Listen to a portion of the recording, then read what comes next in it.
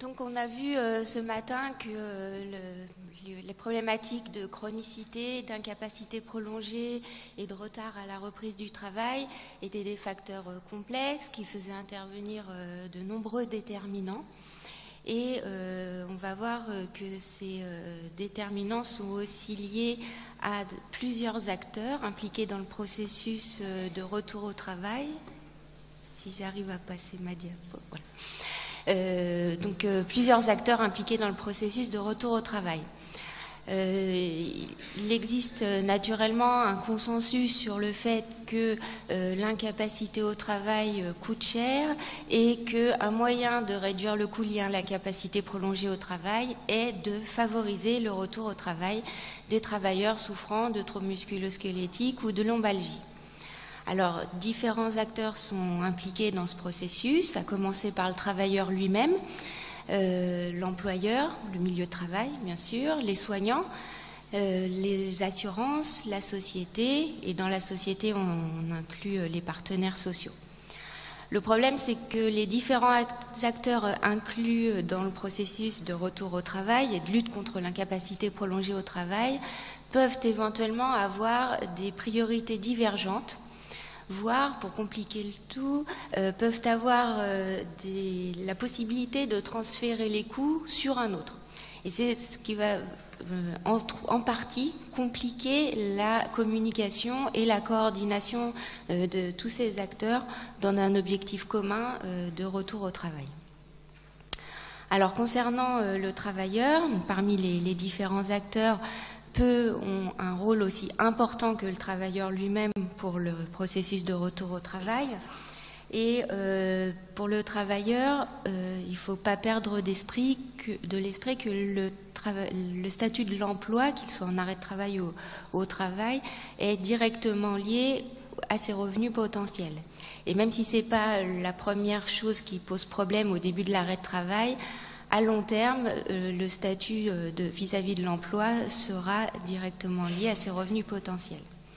Et puis le travail, c'est aussi pour le travailleur le moyen d'acquérir une meilleure santé, une meilleure qualité de vie perçue, son épanouissement au travail, sa place dans la société, dans la vie de famille, etc. Donc son rôle social et son bien-être. Et cependant, même si donc tous ces éléments semblent concourir à un intérêt à retourner au travail, cependant, il existe dans certains cas un intérêt financier, avec des bénéfices secondaires financiers, à rester en arrêt de travail. Concernant l'employeur, on sait que les données de retour au travail sont fortement liées à ce qui se passe sur le lieu du travail. On l'a bien vu ce matin, il existe de nombreux déterminants dans l'incapacité prolongée au travail qui sont liés à ce qui se passe sur le lieu du travail. Et donc, à ce titre, l'employeur est un acteur important du retour au travail. Du côté de l'employeur, l'absence du salarié va pouvoir être mesurée en termes de coût-efficacité. Et l'absence du salarié va entraîner une forme de désorganisation dans l'entreprise qui va nécessiter la mise en place de réajustements de l'organisation avec d'éventuels retentissements sur la productivité et les coûts de production. Donc on va également avoir un risque de surprime d'assurance et aussi des coûts liés à l'embauche éventuelle d'intérimaires, au coût des heures supplémentaires, mais aussi des préoccupations liées à l'ambiance de travail et à l'image de l'entreprise véhiculée du fait d'un ou plusieurs salariés en arrêt de travail prolongé. Dans certains cas, cependant, l'employeur peut avoir intérêt à ne pas favoriser le retour au travail de son salarié, puisqu'il peut aussi y trouver un bénéfice financier du fait de la prise en charge de la charge salariale par l'assurance maladie. Concernant les soignants, la plupart des soignants concentrent leur attention sur le diagnostic et le traitement. On a vu que les problématiques de troubles musculo-squelettiques sont des parcours compliqués avec l'intervention de nombreux soignants de divers champs. Et l'intérêt de tous ces soignants est a priori en premier focalisé sur le diagnostic et le traitement, qui n'est pas toujours compatible avec l'objectif de la reprise du travail. L'objectif de la reprise d'activité, c'est naturellement un objectif des soignants, y compris de la reprise de l'activité professionnelle, mais les soignants ont avant tout à cœur que ce soit sans risque pour la santé du patient et sans réduire ses droits aux soins. Cependant, il existe certaines catégories de soignants dont nous faisons partie, et nous, notre formation et notre objectif est tout de même de remettre les gens en activité professionnelle. C'est le cas aussi des médecins rééducateurs, et on a pour objectif explicite de retourner les gens au travail.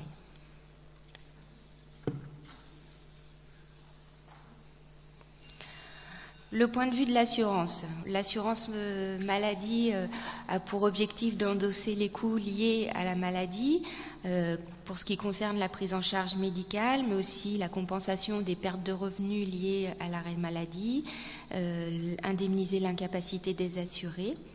Et donc, l'assurance maladie a tout intérêt à réduire la durée des arrêts de travail et à diminuer le risque de nouvel arrêt avec le retour au travail au moment opportun et sécuritaire afin de limiter les coûts liés à l'incapacité prolongée qu'elle supporte. Cependant, dans certaines situations, vous le savez bien, le choix est fait de ne pas favoriser ce retour au travail à tout prix, et l'objectif va se transformer en le paiement d'une rente ou d'un capital qui est préférable dans certaines situations complexes. Enfin, la vision de la société concernant le retour au travail est intriquée dans sa législation, dans son approche de la sécurité sociale et dans les prestations qu'elle met à disposition pour la santé.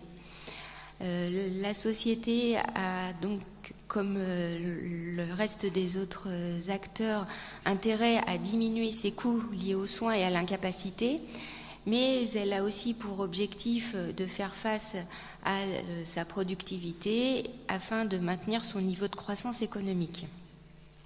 Donc l'objectif de la société est donc d'encourager le retour au travail des travailleurs, éventuellement par la mise en place d'obligations légales.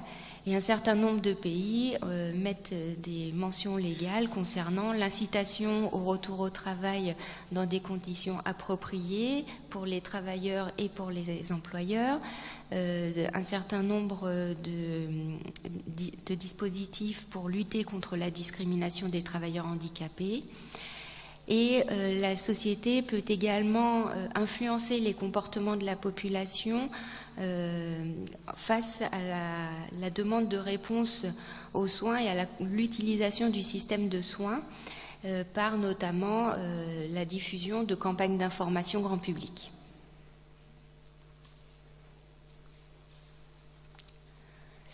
Donc, on a donc vu les différents acteurs qui étaient impliqués dans le processus de retour au travail. Maintenant, on va voir un petit peu les prises en charge qui fonctionnent et comment elles fonctionnent. Donc, comme vous le savez, il y a de nombreuses alternatives thérapeutiques qui ont été proposées et qui sont toujours proposées pour la prise en charge des troubles musculo-squelettiques des membres et du rachis. Et on en a un petit peu parlé ce matin et cet après-midi. Les stratégies rééducatives semblent les plus prometteuses. Elles ont au moins l'avantage d'être bénéfiques et non dangereuses. Après, ce qui est plus obscur, c'est leur mécanisme d'action, car ils sont sûrement liés à la combinaison d'un ensemble de mécanismes d'action qui sont bien d'une part l'amélioration des conditions physiques, l'amélioration du moral et de l'état de santé perçu par le travailleur, mais aussi la diminution de la sensibilisation à la douleur, la diminution des croyances, peurs et évitements, le développement de stratégies de coping face à la douleur et à l'incapacité, mais aussi l'amélioration du sentiment d'efficacité personnelle. Et on a vu ce matin que c'était fort important pour le processus de retour au travail. Donc voilà, certainement dans des mesures variables et aussi bien sûr selon la situation, un ou plusieurs de ces mécanismes qui sont impliqués dans le succès de ces prises en charge rééducatives. Et parmi les nombreuses prises en charge rééducatives, il existe une sous-famille de prises en charge rééducatives qui est spécifiquement dédiée au retour au travail. Ce sont des programmes de reconditionnement au travail qui ont pour objectif de permettre à la personne de faire face aux exigences de son poste de travail dans l'objectif de réduire la durée de l'arrêt et de réduire le risque d'incapacité prolongée. Donc, historiquement, ces programmes de rééducation au travail ont été développés dans l'objectif de réduire les dépenses liées aux accidents de travail et à l'incapacité des salariés qui en résultent. La diapo ne passe pas.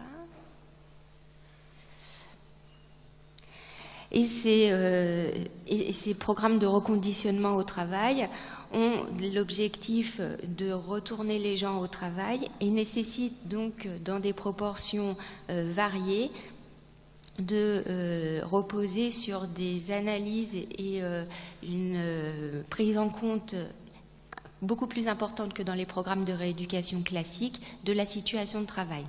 Donc l'analyse de la tâche du poste de travail, des simulations des exigences physiques du poste, par exemple, la mise en place de sessions d'exercice dans l'environnement de travail, des conseils pour réduire les postures inconfortables sur le lieu de travail pour l'accompagnement après la reprise, l'accompagnement pour la gestion de la gêne persistante ou de douleurs récurrentes au moment ou après la reprise.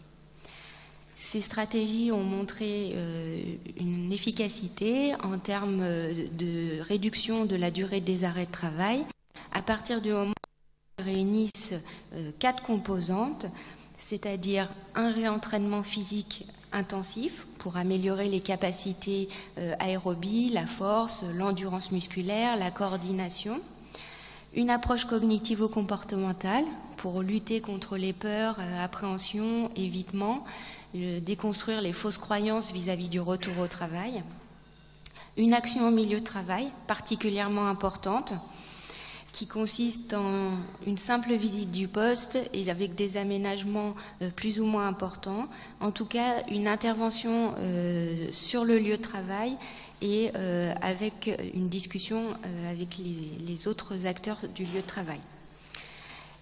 Et ces programmes sont plus efficaces lorsqu'ils sont menés ou coordonnés par un kinésithérapeute ou une équipe pluridisciplinaire.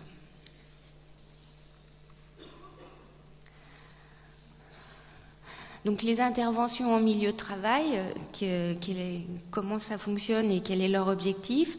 L'objectif est donc de réduire les obstacles au retour au travail et non d'agir sur les symptômes.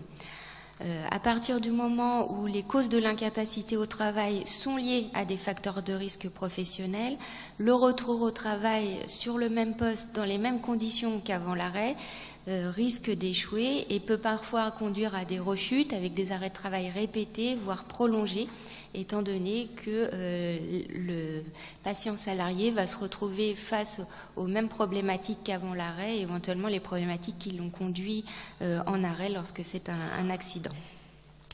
Donc ces interventions en milieu de travail, classiquement, elles comportent des actions visant à modifier l'environnement, donc bruit, éclairage, vibration, etc., les équipements, mise à disposition fournitures, outils, matériels, et surtout de l'organisation du travail, modification ou aménagement des horaires, des tâches et de la communication entre les acteurs sur le lieu de travail.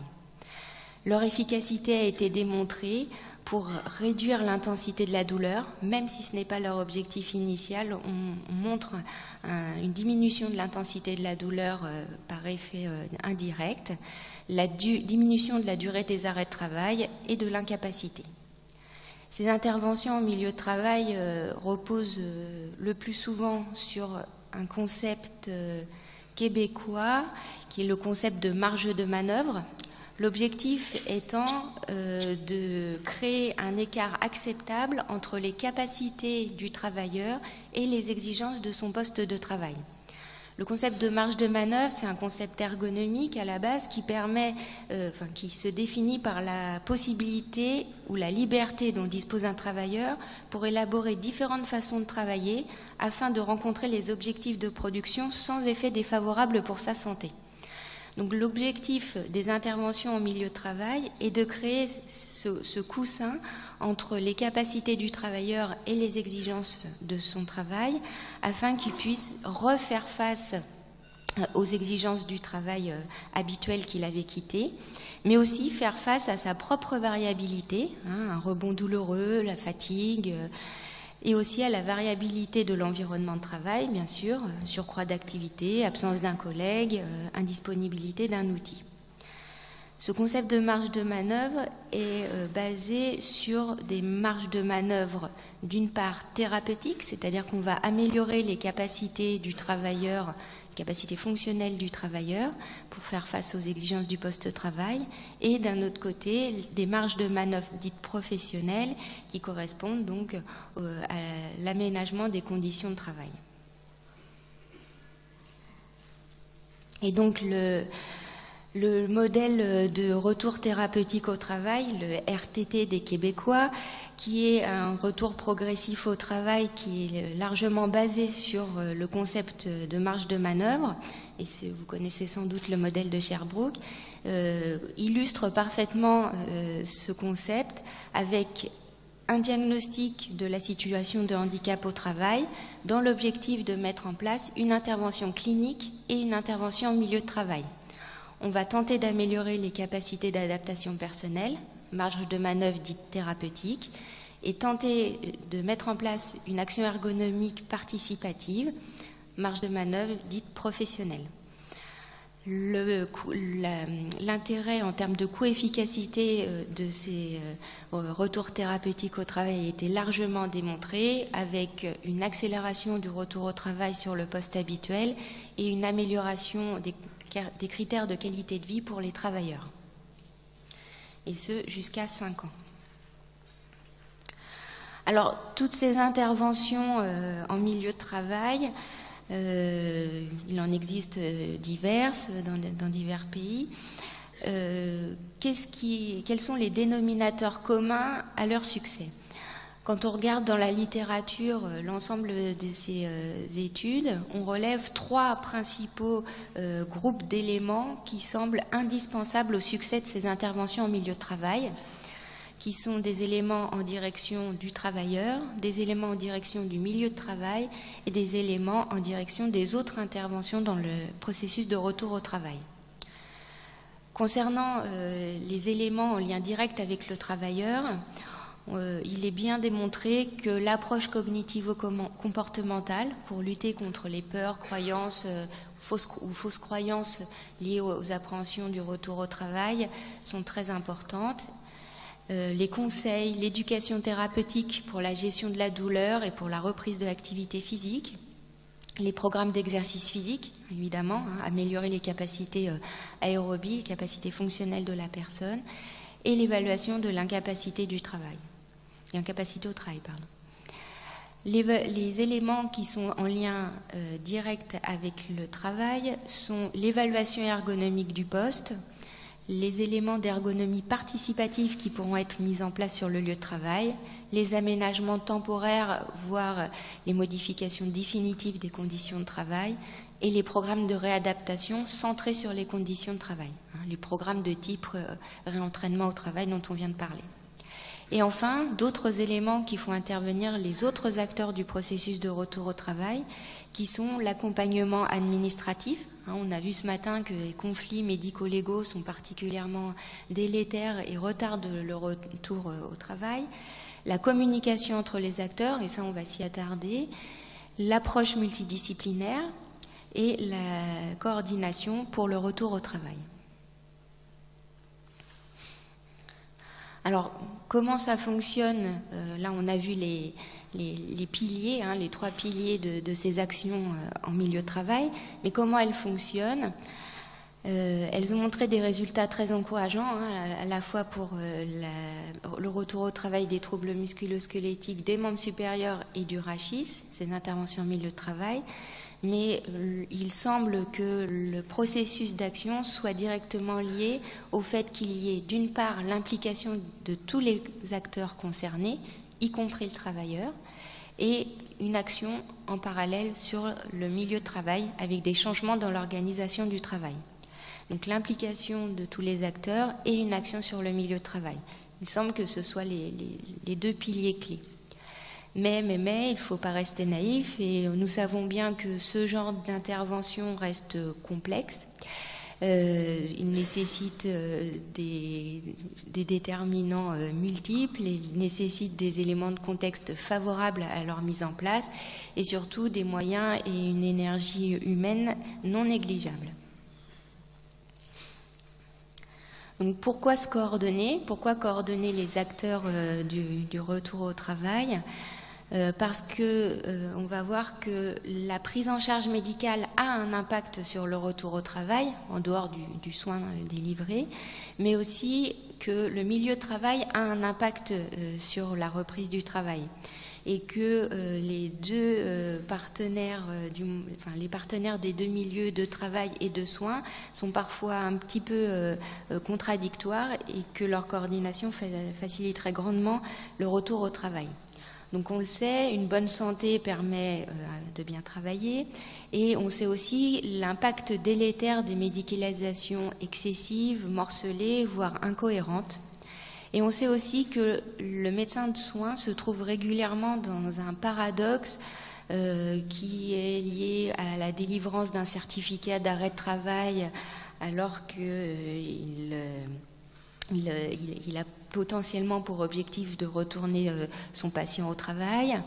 Le fait de vouloir conserver une relation de confiance et une alliance thérapeutique avec le patient travailleur, le fait de vouloir soigner et responsabiliser à la fois, et le fait de ne pas avoir la réponse à la question de savoir si le travail contribue ou non à la santé de son patient. Donc le médecin de soins est dans une situation relativement délicate, et cela à chaque fois qu'il prolonge ou qu'il reconduit l'arrêt de travail, étant donné qu'il ne connaît pas le milieu de travail et qu'il est peu, voire pas en contact avec le médecin du travail. Concernant le milieu de travail, on sait la problématique de compétitivité des entreprises, le contexte économique fortement concurrentiel, et cela va amener, peut-être plus aujourd'hui qu'hier, à ce que les employeurs conditionnent le retour au travail, à ce que le travailleur soit à 100 voire 150% de ses capacités. Et cela, on sait bien que ça va entrer en conflit avec tout ce qu'on vient de dire jusque-là, c'est-à-dire un retour graduel au travail. Ça va être fortement mal vu.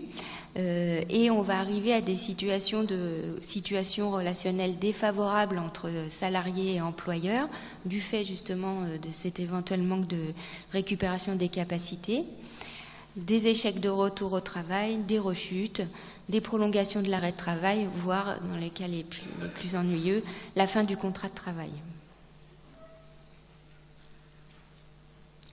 Donc, un certain nombre d'études ont démontré que pour qu'une démarche augmente ses chances de succès, il est préférable qu'elle s'inscrive dans une démarche, une approche coordonnée. Et une meilleure communication entre tous les acteurs contribue certainement à améliorer la coordination des acteurs en vue de la réadaptation et du retour au travail. En effet, cette meilleure coordination permet sans doute de reproduire les exigences du poste de travail en milieu clinique pour favoriser et pour préparer le retour au travail, permet certainement également la reprise graduelle du travail habituel, voire la réduction permanente des exigences du poste. Pour cela, les objectifs communs doivent être clairs et transparents, notamment vis-à-vis du travailleur, afin d'éviter les nombreux malentendus liés aux discours discordants et éviter de ce fait la passivité, voire la défiance des patients travailleurs qui s'engouffrent souvent dans les failles de ces discours discordants des différents milieux de soins et de travail qu'ils peuvent entendre. Donc l'objectif est donc de reposer sur des objectifs communs, bien définis, mais aussi de promouvoir l'engagement actif du travailleur. Et les recommandations HAS de 2011 pour les centres de rééducation insistaient bien sur l'intérêt de mettre le patient ou travailleur au centre de la démarche du processus de retour au travail. C'est très important qu'il ait conscience des objectifs et qu'il soit acteur de son retour au travail. Et de ce fait, la coordination fonctionne mieux autour de lui. Donc comment peut-on améliorer ou peut-on tout court améliorer l'échange d'informations entre les différents acteurs? C'est sûr qu'une meilleure communication entre les acteurs améliore les pratiques et les compétences. Vous avez tous fait l'expérience de consultation ou de réunions pluridisciplinaires. Quand on échange nos compétences et nos expériences, on se comprend mieux, on est plus efficace, on réduit les tensions interprofessionnelles et on contribue au rétablissement généralement du patient travailleur de manière synergique. Et dans l'ensemble des travaux, la tendance est de plus en plus répandue pour les interventions en milieu de travail, de la prise en compte des différents points de vue, des expériences et des compétences des différents acteurs, notamment dans l'objectif d'améliorer la confiance dans les approches des différents acteurs et dans l'approbation des prises en charge des différentes équipes. Le fait de simplement faire passer aux travailleurs le message qu'on est en approbation avec la prise en charge dont ils bénéficient par l'équipe de soins, par exemple, est déjà un élément très important pour la confiance du travailleur dans son projet de retour au travail. On peut également améliorer la communication et l'échange d'informations entre les différents acteurs via la formation professionnelle, avec l'évolution des pratiques des différents intervenants, et aussi dans l'entreprise, en améliorant la formation des encadrants directs, afin de proscrire les remarques ou les comparaisons délétères qui peuvent être préjudiciables au moment du retour au travail, mais également l'inclusion des collègues dans la préparation du retour au travail du travailleur blessé, afin d'analyser l'acceptabilité d'une nouvelle répartition du travail qui peut parfois être vécue de manière un petit peu injuste et donc délétère pour le travailleur blessé qui revient au travail. Donc je terminerai par une synthèse sur les recommandations concernant la coordination des soins en milieu de travail et en milieu de soins. Si ça veut bien passer.